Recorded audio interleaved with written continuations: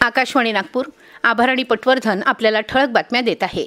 महाराष्ट्रातील भावी आंतरराष्ट्रीय व्यवसाय आणि वित्तीय केंद्र म्हणून नवीन नागपूर या भव्य प्रकल्पाला गती मिळाली आहे। मुख्यमंत्री देवेंद्र फडणवीस यांच्या उपस्थितीत आज नागपूर महानगर क्षेत्र विकास प्राधिकरण NMRDA आणि केंद्र सरकारच्या नवरत्न दर्जाच्या 2 सार्वजनिक कंपन्या NBCC इंडिया लिमिटेड आणि हुडको यांच्यात 2 महत्त्वपूर्ण सामंजस्य करार करण्यात आले।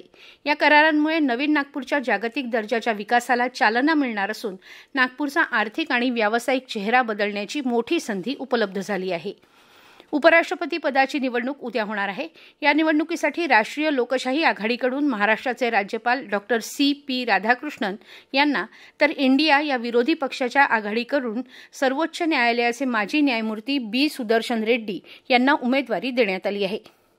पर्यावरणपूरक गणेशोत्सव साजरा करण्याच्या नागपूर महानगरपालिका आयुक्त तथा प्रशासक डॉक्टर अभिजित चौधरी यांच्या माझा बाप्पा इको फ्रेंडली या आवाहनाला नागपुरातील गणेश भक्तांनी चांगला प्रतिसाद दिल्यानं या वर्षीचा गणेशोत्सव अत्यंत शांततेत आणि सुनियोजित पद्धतीनं पार पडला।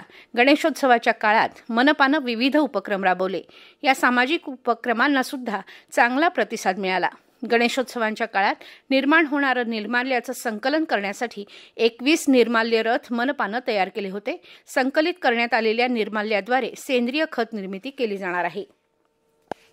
गडचिरोलीसारख्या आदिवासी आणि मागास जिल्ह्यांमध्ये डोळ्यांच्या आरोग्याविषयी जनजागृती आणि उपचार पोहोचवण्यासाठी तसंच तेथील नागरिकांना परवडणाऱ्या गुणवत्तापूर्ण नेत्रसेवा उपलब्ध करून देण्यावर भर देण्यात येत आहे।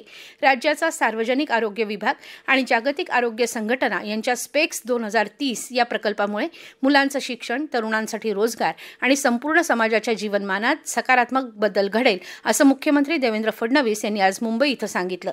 याबरोबरच हे ठळक बातमीपत्र संपलं। नमस्कार।